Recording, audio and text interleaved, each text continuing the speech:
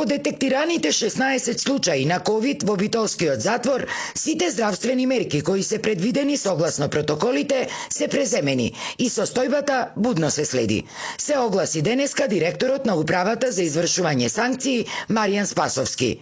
Вчера, кога затвореник за Алфа ексклузивно откри дека во затворот има ковид кластер и се жалеше од условите во кои ги третираат, Спасовски беше недостапен.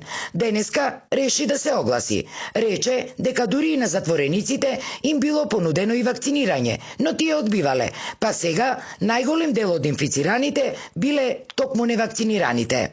Еве голем дел од нив токму тие невакцинираните. Нема што да криеме ние, навистина така, меѓутоа тие се лица изолирани. Ви знаете дека и надвор има корона сега. Корисат викенди, трансмисија сигурно од надвор некаде. Сега ги изолираме сите тие луѓе, сите ја следиме нивната здравствена состојба, добиваат витамини, тие медикаменти, те што е предвидено сега, што да им правиме? Наспроти овие тврдења на Спасовски, нашиот вчерашен соговорник, заразениот осуденик, денеска вели дека надлежните само се правдале, а додека реалната состојба во затворот била повеќе од очајна.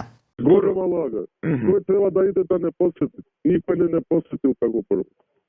Доктор не посети до овде. Немаме докторка. Докторката ни го направи овој вирус. Не викаше немате ништо.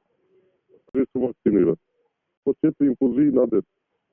Се успиел до 7 сабајле, не се успиел, ми се запираше дишењето. 4-5 што сме со корона, тројца се стари од 80 години. По 2 месеци имаме да лежиме. Тие можат да не амнестират, да не пуштат да се лекуваме дома.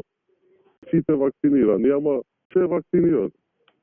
Инаку, по вчерашниот прилог на Алфа, со своја реакција за состојбата во Битолскиот затвор, каде од 20 тестирани осуденици, дури 16 се позитивни, а има и еден починат од персоналот, на социјалните мрежи се огласи и адвокатот Сашо Дуковски, според кого целата вина за актуелната состојба во Битолскиот затвор била во управата за извршување санкции и во нејзиниот директор Маријан Спасовски. Дуковски, освен што го критикува ноншалантното однесување на Спасовски во својот статус, прашува и каде се сега невладините организации, како на пример Хелсиншкиот комитет, кои имаат сериозни грантови за заштита на човековите права во затворите и другите затворени установи, нарекувајќи ги партиски војници, ботови и некадарници.